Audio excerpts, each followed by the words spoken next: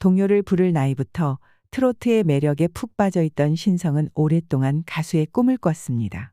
하지만 그의 앞에는 걸림돌이 너무 많았고 이딴 승리로 주목을 받기 시작할 때에도 그의 은퇴 소식이 들려와 많은 이들이 가슴 아파했습니다. 오늘은 신성의 우여곡절 많은 인생에 대해 알아보겠습니다. 불타는 트롯맨에서 2위를 하고 몰려드는 섭외에 한창 바쁘게 지내고 있는 신성은 유독 굴곡 있는 길을 걸어왔습니다. 신성은 85년 충남 예산군에서 사녀 1남 중 막내 아들로 태어났습니다. 아버지는 40세의 나이에 신성을 낳았는데 그래서 유독 막내를 예뻐했습니다. 신성은 학창시절 공부를 하기보다는 무대에서 노래하는 것을 즐겼지만 자식이 고생하지 않기를 바라는 여느 부모처럼 신성의 부모 역시 그리했기에 그는 가수의 꿈을 무작정 잡고 있지 못했습니다. 신성은 청양대학 전작과를 졸업한 후 부모님의 바람처럼 노래를 하지 않고 취업의 문을 두드렸습니다. 그렇게 평범한 회사원이 됐지만 자신의 넘치는 끼를 주체할 수 없었던 신성은 기회가 닿는 대로 무대 위에 서서 노래를 불렀습니다. 그리고 전국노래자랑 예산군 편에 출전해 최우수상을 받게 됩니다. 이후 신성은 전국노래자랑 상반기 결선대회에서 장려상을 받고 뒤이어 제3회 대한민국 청소년 트로트 가요제에서는 무려 대상의 영예를 안았습니다.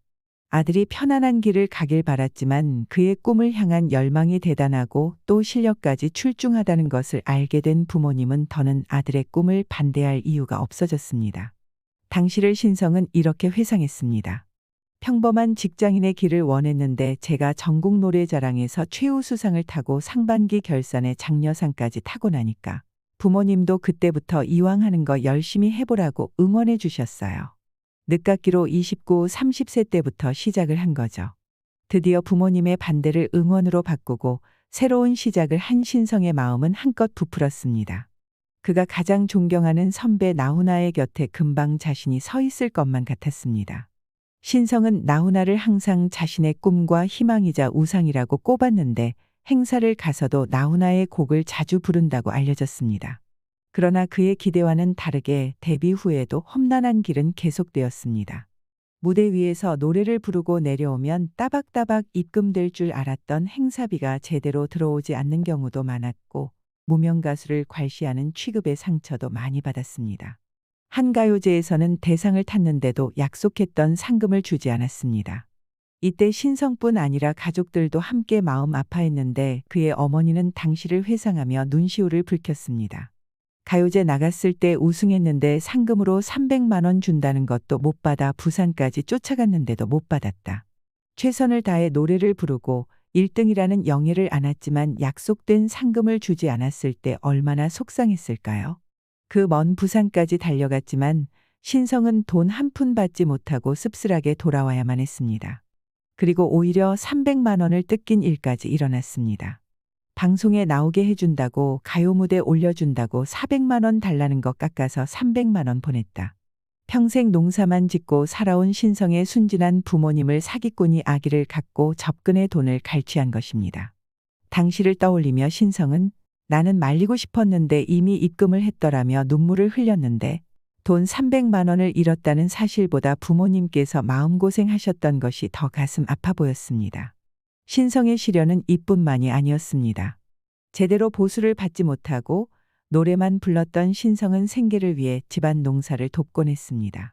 그는 자신을 불러주는 무대가 있으면 노래를 부르고 그 외의 시간에는 부모님을 도와 밭일을 했습니다. 당장 눈앞이 캄캄했지만 곧 나아지리란 희망을 품고 있었기에 몸이 고단한 것쯤은 참을 수 있었습니다. 하지만 그렇게 긍정적으로 생각하며 있을 때 또 한 번의 시련이 신성을 찾아옵니다. 아버지가 쓰러지신 겁니다. 아버지가 뇌졸중으로 쓰러지셨는데 나는 계속 무명 생활을 하다 보니 생활고에 시달렸었다. 나이도 30대에 시작해서 누나들도 부모님도 만류했다. 그만할 때도 되지 않았냐는 말도 들었다.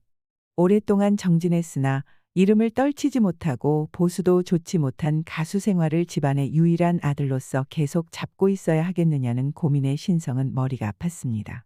자신을 바라보고 있는 부모님과 누나들에게도 미안했습니다. 하지만 그렇게 쉽게 노래를 포기할 수 없었던 신성은 딱 1년만 더 해보겠다고 선언했습니다. 그리고 그는 아침마당 꿈의 무대에 도전하게 됩니다. 신성은 이 무대에서 5승을 거두면서 가수로서의 희망을 봅니다. 당시 심사위원으로 나왔던 서른도, 하춘화 등도 신성의 재능에 입이 마르도록 칭찬을 했습니다. 180이 훌쩍 넘는 훤칠한 키, 매력적인 중저음, 화려한 무대 매너까지 대성할 잠재력이 있다고 본 것입니다. 그렇게 신성은 많은 이들의 응원을 받으며 무대 위에서 마음껏 재능을 펼쳤습니다. 하지만 인생사 세옹지마라고 했던가요? 신성이 시청자들에게 얼굴을 알릴 즈음 뇌경색으로 쓰러지셨던 아버지도 6개월 만에 퇴원을 하고 좋은 일만 있겠구나 싶을 때 다시 한번 시려는 그를 덮쳤습니다. 아버지는 퇴원한 지 얼마 안 되어 갑상새만 판정을 받았고 엎친 데 덮친 격으로 교통사고까지 당했습니다.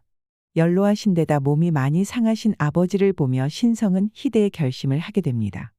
눈앞에 펼쳐진 탄탄대로를 뒤로하고 잠정은 퇴한 것입니다. 부모님은 이제야 피기 시작한 아들을 꿈에서 멀어지게 할 수 없다며 만류했지만 인생사 부귀영화가 좋대도 아버지만큼 중요한 것이 없다며 신성은 가차없이 귀양의 병간호를 시작했습니다. 지성이면 감천이라 했던가요? 신성의 지극정성 간호로 아버지는 점차 건강을 회복했습니다.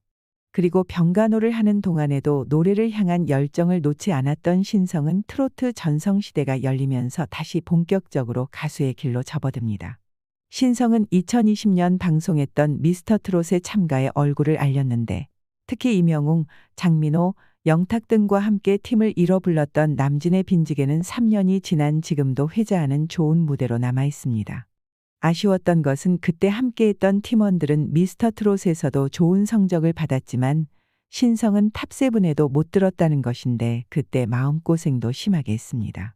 탈락한 며칠간은 죽고 싶을 만큼 고통스러웠다.